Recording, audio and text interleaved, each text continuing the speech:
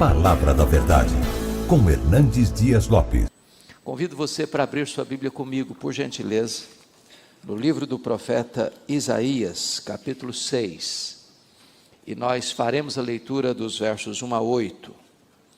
Esse é um texto muito conhecido de todos nós, porém sempre novo, sempre vivo, sempre oportuno para o nosso ensino e correção. Isaías capítulo 6, versos de 1 a 8. Lido o texto, mantenha a sua Bíblia aberta comigo nesta passagem. No ano da morte do rei Uzias, eu vi o Senhor, assentado sobre um alto e sublime trono, e as abas de suas vestes enchiam o templo. Serafins estavam por cima dele, cada um tinha 6 asas, com 2 cobria o rosto, com 2 cobria os seus pés, e com 2 voava. E clamavam uns para os outros, dizendo: Santo, Santo, Santo é o Senhor dos exércitos, toda a terra está cheia da sua glória. As bases do limiar se moveram à voz do que clamava, e a casa se encheu de fumaça.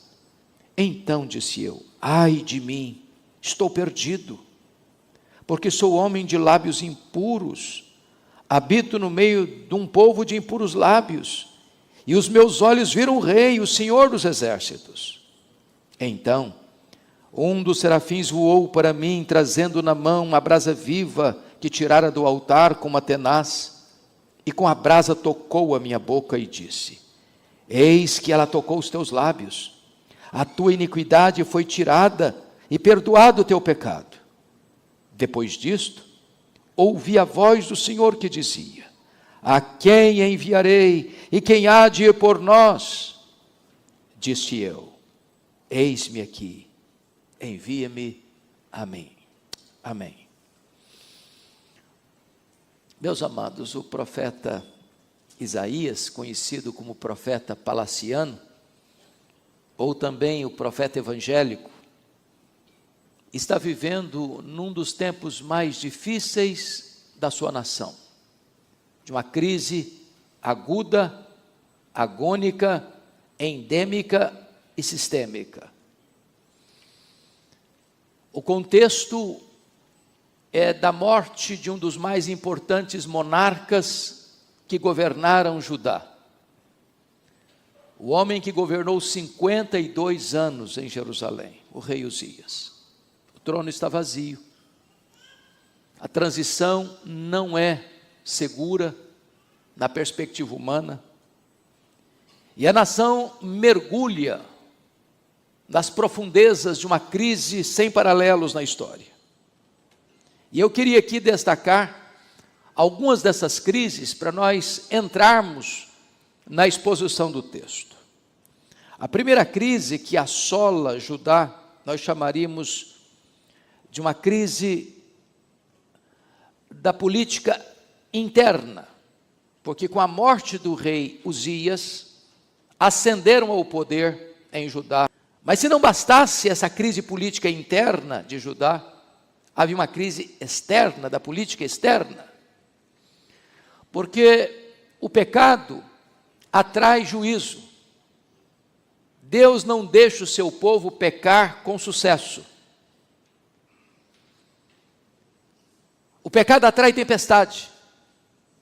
E então o que aconteceu? Deus trouxe contra Judá o rei Rezim da Síria, o rei Peca das 10 tribos do norte do reino de Israel, e Judá, oprimido politicamente, corre atrás da Síria, que era o mais importante império da época, em busca de socorro, abrindo os cofres da nação para tornar-se um país vassalo daquele grande império.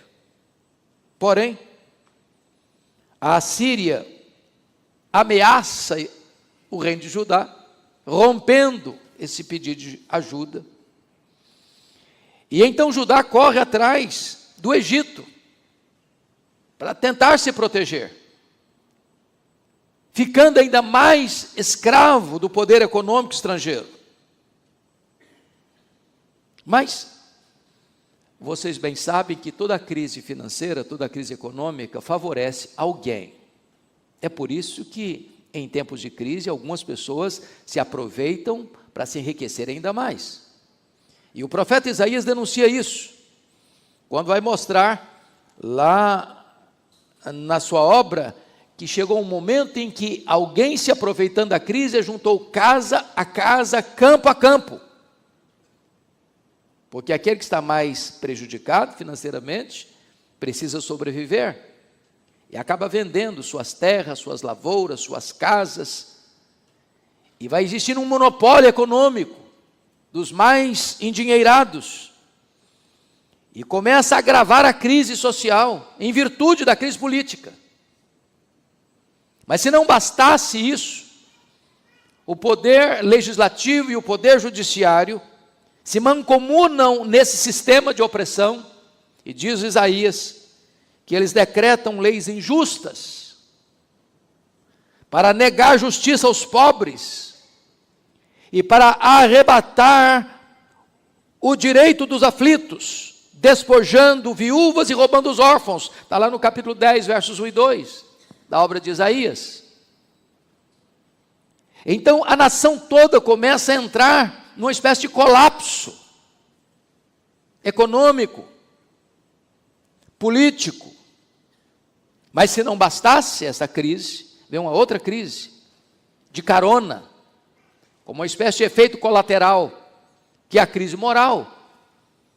E o profeta Isaías vai chegar a dizer que a situação se agravou a tal ponto em Judá, que não apenas tolera-se o mal, faz concessão ao erro, mas a situação tornou-se tão grave que houve uma inversão de valores, a ponto dele dizer que chamaram luz de trevas e trevas de luz, o doce de amargo e o amargo de doce. Notem vocês que aqui não é mais tolerância ao erro, agora o errado é o certo e o certo é o errado. Agora se aplaude o vício e se escarnece da virtude. Agora se promove o que é errado e coíbe o que é certo. A nação está pelas avessas. E Judá vai cair por causa dos seus pecados. E todos os grandes reinos e impérios e nações do mundo caíram por causa dos seus pecados. O pecado é o opróbrio das nações, diz a Bíblia. Mas se não bastasse essa crise moral, meus irmãos, vem a última crise, que é a crise espiritual. É consequência natural. As coisas estão conectadas. E o profeta Isaías vai denunciar isso, essa crise espiritual, dizendo que Israel, que Judá, era uma nação formada de filhos rebeldes. E no capítulo 1, ele vai usar uma linguagem muito pesada, dizendo que até o boi conhece o seu dono. Um animal irracional tinha mais afinidade com o seu dono do que os filhos de Judá tinham com Deus.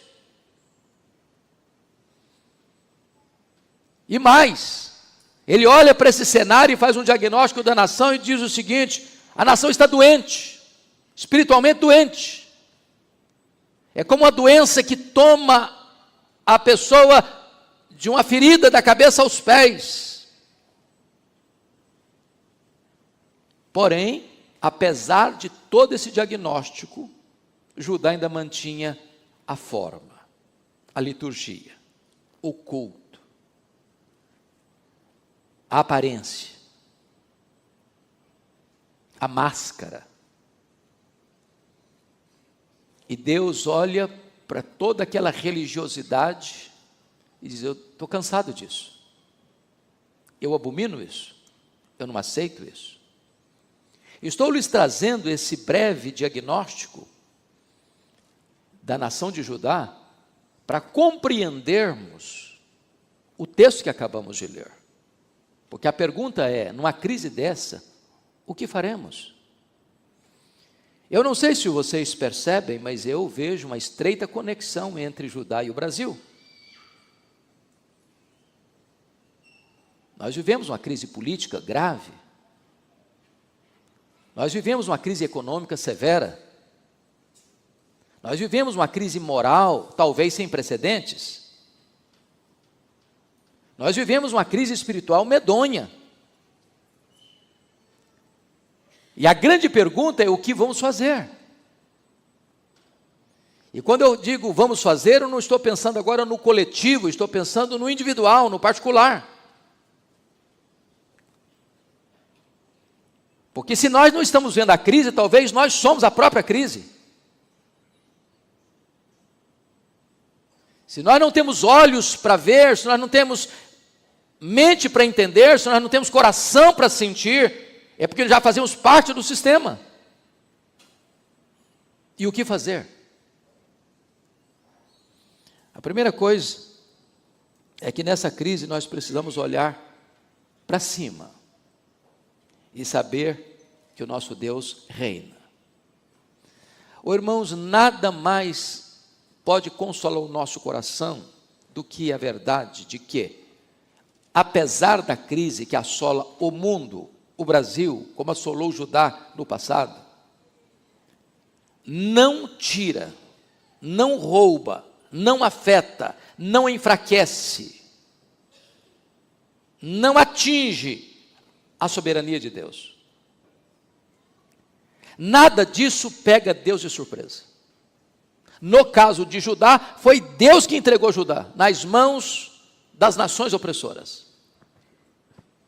A Assíria é chamada de vara da ira de Deus para disciplinar o seu povo. Os governantes maus são a vara da ira de Deus para disciplinar o seu povo. Mas nesta hora, diz o texto que no ano da morte do rei Uzias, o profeta entra na casa de Deus e ele tem uma visão. O trono da terra está vazio, mas o trono do céu está ocupado. No trono da terra tem luto. No trono do céu tem celebração. No trono da terra a crise é medonha. E os que vêm na esteira da sucessão são piores ainda. Mas no trono do céu, aquele que está lá é majestoso e santo. A não ser, meus irmãos, que nós tenhamos uma eloquente e nítida visão da soberania de Deus, entramos em pânico, ficamos com medo, angustiados. Parece que o navio não obedece mais o leme, parece que as rédeas fugiram das nossas mãos. E nós ficamos a perguntar, meu Deus, o que será? Como será? Aliás, a mensagem da soberania de Deus não é uma mensagem apenas do profeta Isaías. Esse é o conteúdo, por exemplo, do livro de Apocalipse. Deus está no trono. O Cordeiro tem o livro da história em suas mãos. E a história não está sem rumo. E a história não está dando volta, como pensavam os gregos. A história caminha para uma consumação. E a vitória retumbante é de Cristo e do seu povo. Mais do que entender que Deus é soberano, precisamos compreender quem Ele é, em seu ser. Porque a mensagem dos seres angelicais, os serafins, é proclamar santo, santo, santo é o Senhor, Deus dos exércitos. Toda a terra está cheia da sua glória. Isso tem uma implicação para nós. Quando você diz, por exemplo, santo, você define quem Ele é. Quando você diz santo, santo, você enfatiza quem Ele é. Mas quando você diz santo, santo, santo, você coloca em grau superlativo. Só Ele é santo. Isso significa que Ele não tolera o mal. Que Ele não faz vistas grossas ao pecado. Que Ele não se acostuma com a rebelião, ou a rebeldia, ou a dureza de coração do seu povo. E é curioso que esses seres adoradores têm 6 asas, é uma linguagem figurada, obviamente, e eles usam 4 asas para adorar e 2 asas para servir. Com 2 cobre o rosto, com 2 cobre os pés. Isso é um sinal de reverência na adoração. Mas 2 asas eles usam para atender a ordem de Deus, a servir a Deus.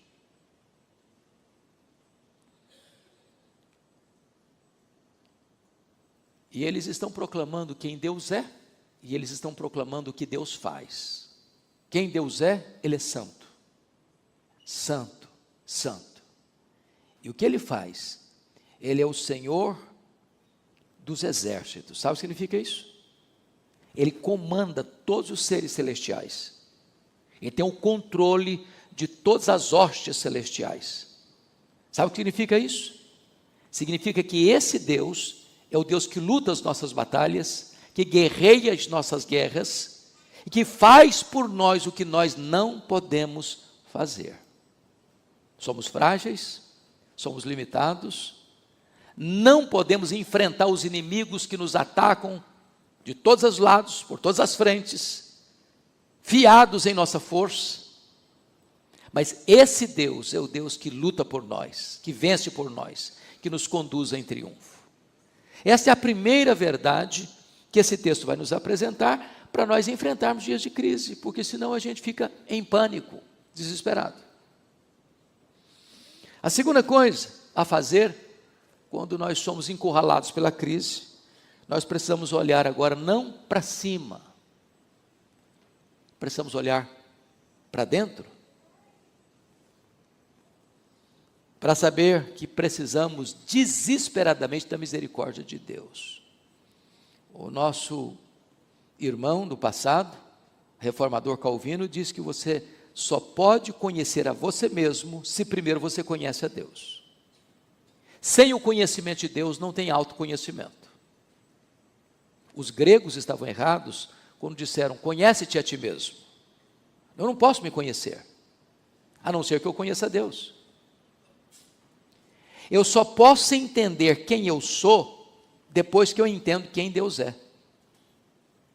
Porque notem vocês que até então, o profeta Isaías estava lançando uma série de ais para os outros.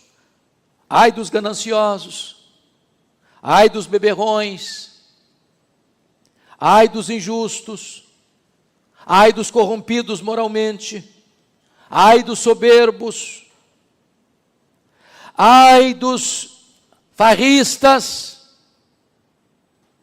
Quando ele contempla Deus na sua santidade e majestade, ele diz, ai de mim. Convenhamos, às vezes a gente pensa que a gente é melhor que os outros, não? Hoje é 31 de dezembro. Se você for hoje à praia de Camburi, eu não sei se ainda é lá que a coisa acontece, é mais lá mesmo, né? Você vai ver gente se embriagando, você vai ver gente servindo a outros deuses, e você diz, eu não faço nada disso, eu sou uma pessoa boa, sou crente, sou presbiteriano, vou para a igreja, vou culto de vigília, e vem mesmo, viu? Vai para a praia, não vem para cá. Não é nada para ver fogos, não, é para ver o fogo de Deus descendo aqui, fogo santo. Mas às vezes a gente fica amaciando o ego, você fala, eu sou batuta, maravilhoso. Olha como é que a vida é linda, olha como é que a família é maravilhosa, olha como é que eu sei educar meus filhos, olha como é que a minha família é unida. Enquanto a gente ficar amaciando o nosso próprio ego, a gente vai bater palma para a gente mesmo. Mas ninguém pode contemplar Deus na sua majestade, na sua santidade, sem reconhecer quem de fato nós somos. Ai de mim, ai de mim. E esse ai aí é o ai de uma mãe enlutada pelo seu filho único. É um ai de dor, de pesar, de angústia, de profunda tristeza. Então, a primeira coisa, irmãos, que chegamos à conclusão é que qualquer pessoa que se autoelogia, qualquer pessoa que fica aplaudindo a si mesma, qualquer pessoa que gosta de fazer um solo do hino Quão Grande És Tu diante do espelho, não viu Deus ainda, não conhece Deus ainda. Não tem espaço, à luz das Escrituras, para uma vida ufanista, para nós acharmos que somos melhores. E se somos o que somos, louvado seja Deus, somos pela graça. Se não estamos nos embriagando em 31 de dezembro, se não estamos adorando outros deuses em 31 de dezembro, se não estamos fazendo compromissos com ídolos pagãos em 31 de dezembro, não é porque somos melhores, não, é porque a graça de Deus nos alcançou.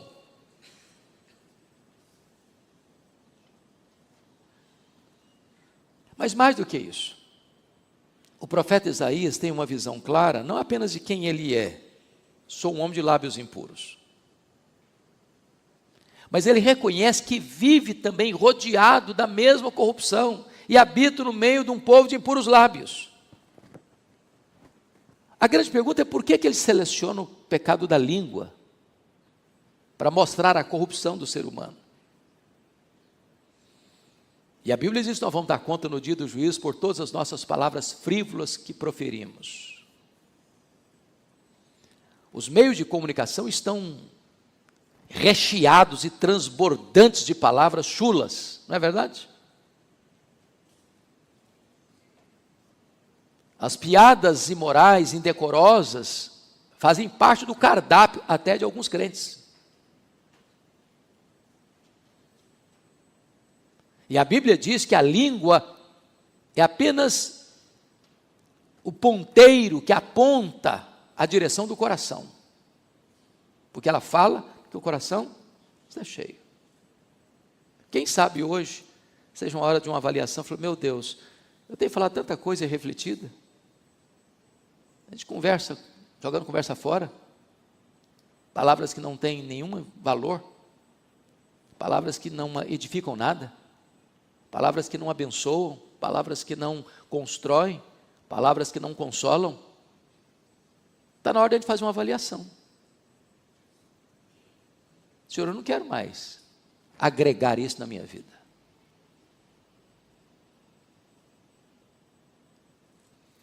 Mas notem mais, esse homem tem uma visão muito clara da graça perdoadora de Deus, porque nos versos 6 e 7, está escrito, então dos serafins voou para mim, trazendo na mão uma brasa viva que tirara do altar com a tenaz, e com a brasa tocou a minha boca, e disse, eis que ela tocou os teus lábios, a tua iniquidade foi tirada e perdoado o teu pecado.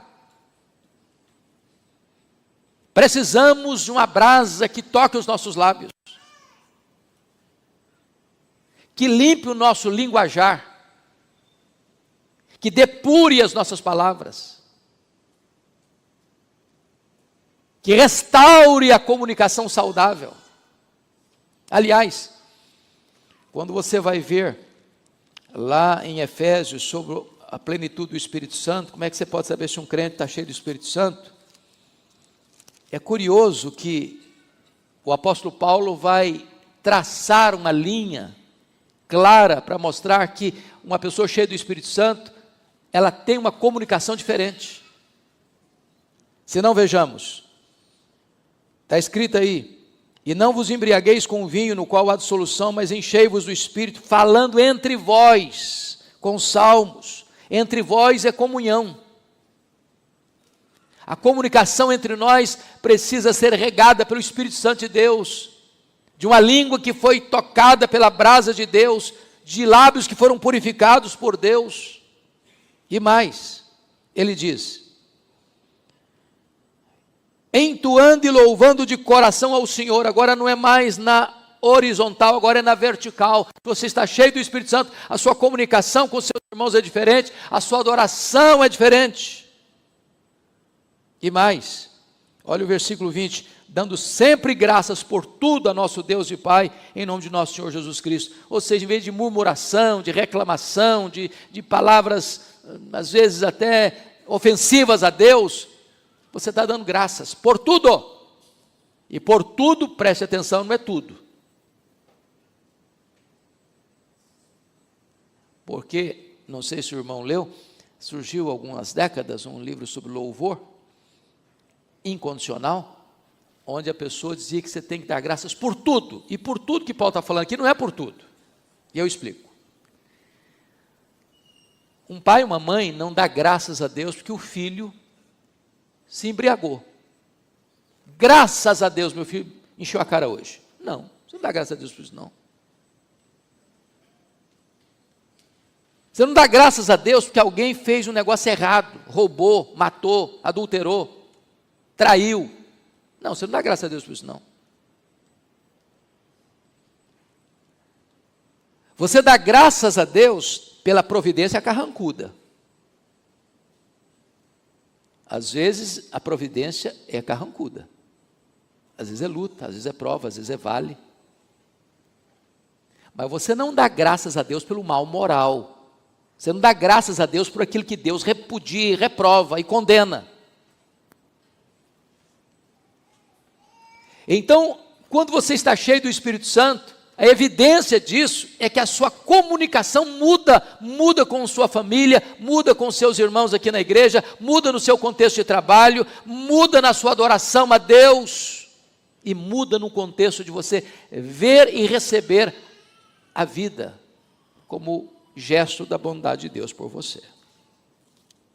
Essa graça de Deus está aqui hoje, como esteve na vida da mulher samaritana, na vida daquela mulher que foi apanhada em flagrante adultério, na vida do Zaqueu, na vida do Bartimeu, na vida do leproso, na vida do ladrão que foi recebido no paraíso. Deus está aqui hoje. O Senhor da glória está aqui. Ele habita no meio do seu povo. E Ele está pronto para perdoar, para purificar. Mas finalmente, irmãos, o que fazer na hora de crise?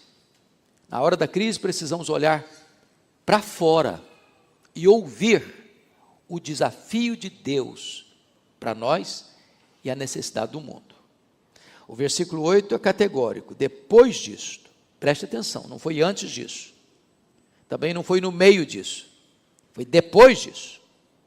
Depois disso, ouvi a voz do Senhor que dizia: a quem enviarei? Quem há de ir por nós? Disse eu: eis-me aqui, envia-me a mim. Vejam vocês que o envio de Deus nunca precede a restauração espiritual. O que isso quer dizer?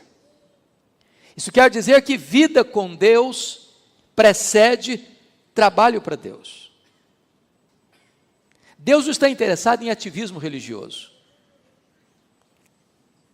Fazer a obra de Deus nunca foi nossa prioridade.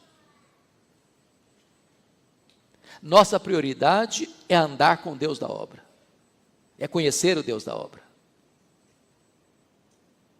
Primeiro Deus trabalha em nós, depois Deus trabalha através de nós.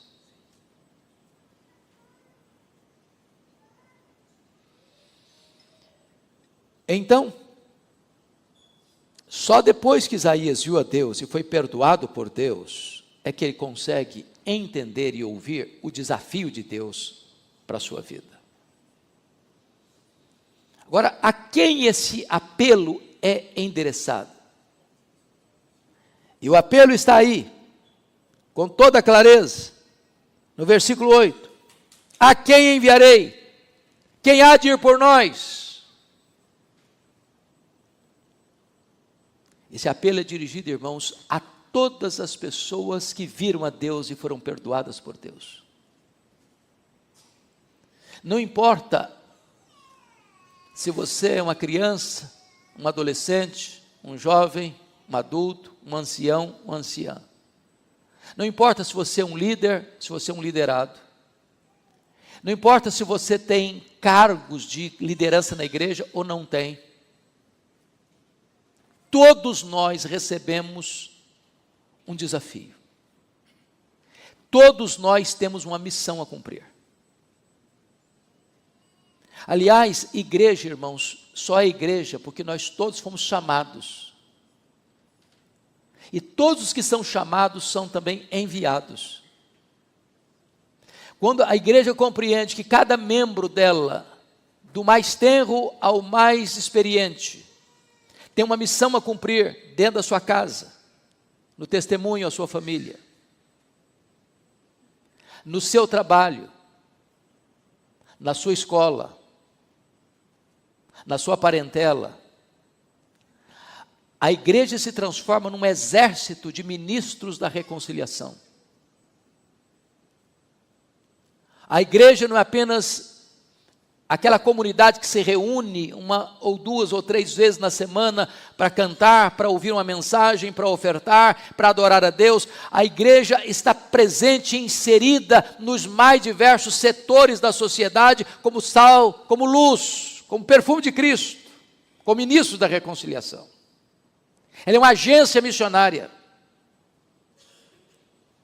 Reverendo Ronaldo Lidório conta a história de uma das missionárias mais relevantes do norte do Brasil. E certa feita alguém chega para aquela mulher e pergunta assim: como é que foi a sua vocação? Ela disse: não recebi chamado nenhum não, só escutei uma ordem e eu a obedeci. A ordem já está dada.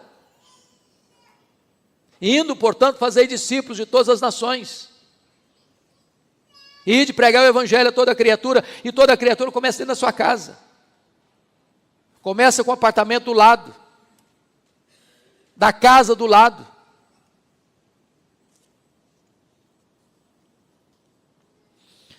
O que é maravilhoso é que, diante de um apelo e de uma necessidade do mundo, Isaías responde assim: eis-me aqui. Conta comigo. Eu me apresento. Envia-me a mim.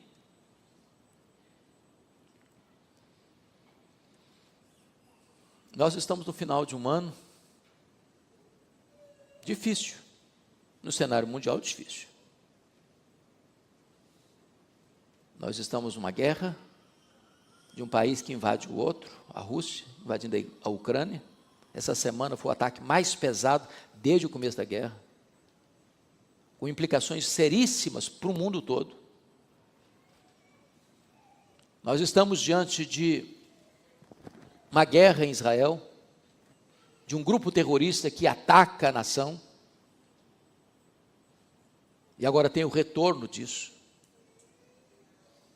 E as implicações são soleníssimas para o mundo inteiro. Nós estamos numa crise de uma agenda global, de cristofobia, de um ataque frontal aos valores cristãos no mundo todo, mormente no Ocidente.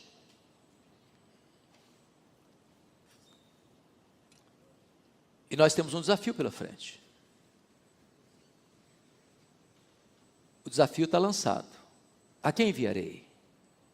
Diz o Senhor. Quem há de ir por nós? Quem vai falar para a sua família? Quem vai pregar para a sua casa? Quem vai falar de Jesus para os seus parentes?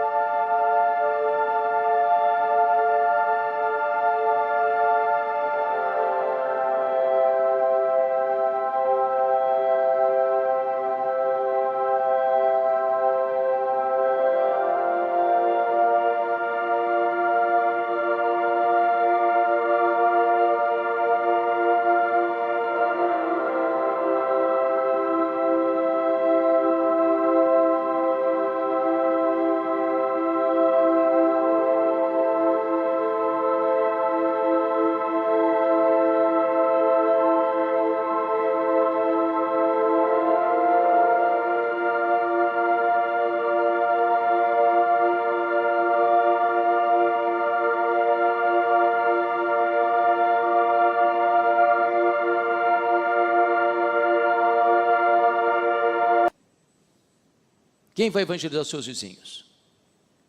Quem vai evangelizar o seu condomínio?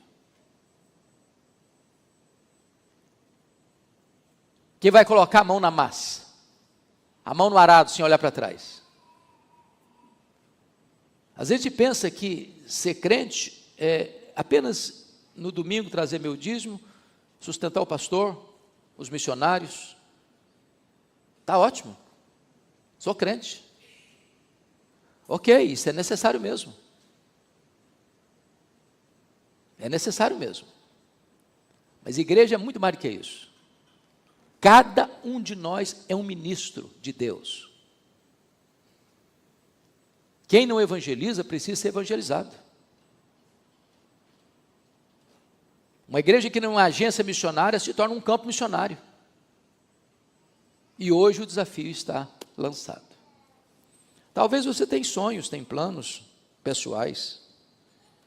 E Deus pode usar você onde for realizar seu sonho. Você pode ser um médico, você pode ser um engenheiro, você pode ser um advogado, você pode ser um professor, você pode ser um motorista de Uber, você pode ser um comerciante, você pode ser um agricultor, você pode ser o que você deseja ser na sua área. Vendedor de salgados. Mas você é um missionário lá nessa região. E eu não tenho dúvidas, pastor Jailton, se nós compreendermos esta palavra e esta mensagem, nós teremos aqui, na primeira igreja, mais de 500 missionários. E Vitória pode ser impactada. E esse tempo já vai ficar pequeno. No nome de Jesus. Me permita só compartilhar com vocês a minha própria experiência. Eu acho que alguns já sabem disso.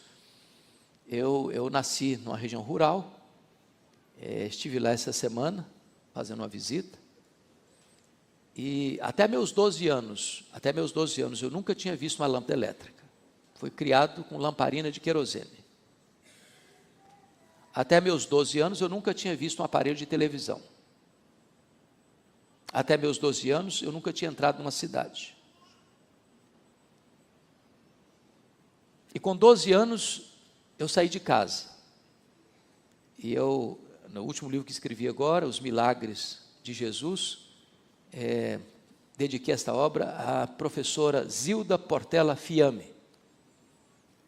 Dona Zilda foi a professora que me alfabetizou. E eu fico até hoje muito constrangido e sensibilizado com o que ela fez comigo, porque ela tinha vários filhos. E ela me perguntou, porque estava saindo lá da roça e vindo aqui para Vitória, sabendo o meu sonho de estudar, disse: você tem coragem de vir comigo? E eu disse: se os meus pais deixarem, eu vou. E com 12 anos eu subi numa carroceria de caminhão, vim parar em Cubi de Baixo. Alguns conhecem Cubi de Baixo. Não é um bairro muito glamouroso. Na época, ficava dentro de um mangue, do lado de um prostíbulo, onde tinha tiroteio quase todos os dias. E eu tinha um sonho muito grande, muito vivo no meu coração, desde criança. Eu queria, pasmem vocês, ser político e advogado. Não pedi os comícios eram na praça, nos palanques. E no dia que eu fiz 18 anos, pastor Jailton, no mesmo dia, eu fui lá, tirei meu título e já me filiei num partido. E um dia eu estou conversando com o pai do reverendo Ezequias Scherrer, o senhor José Scherrer, e disse: olha, presbítero José Scherrer, depois que eu realizar meus sonhos, que eu me tornar um político, um advogado, no final da minha vida, eu quero entrar no seminário, que quero fechar minha agenda sendo um pastor, pregador do evangelho. E este homem literalmente botou o dedo no meu nariz e disse: você quer dar as sobras para Deus. Deus não é Deus de resto. Deus quer você hoje, agora, com a sua juventude. E eu confesso a vocês que aquela conversa ganha um tom diferente, porque eu saí daquela conversa 1000% convencido que Deus me chamava ali para ser pastor. E curiosamente, eu larguei mão na hora dos meus sonhos. Várias vezes eu fui convidado a entrar em política, várias vezes. Isso não seduz o meu coração. Porque eu atendi um chamado maior. Uma convocação maior. E se eu pudesse ter 10 vidas, eu queria ser pastor nas 10 vidas. Hoje, Deus chama. Nem sempre chama para ser pastor, nem sempre. Mas não importa onde você trabalha, o campo onde você exerce a sua profissão, Deus chama você para ser uma testemunha lá. Quem sabe você possa dizer: eis-me aqui, Senhor, envia-me a mim. Que Deus os abençoe.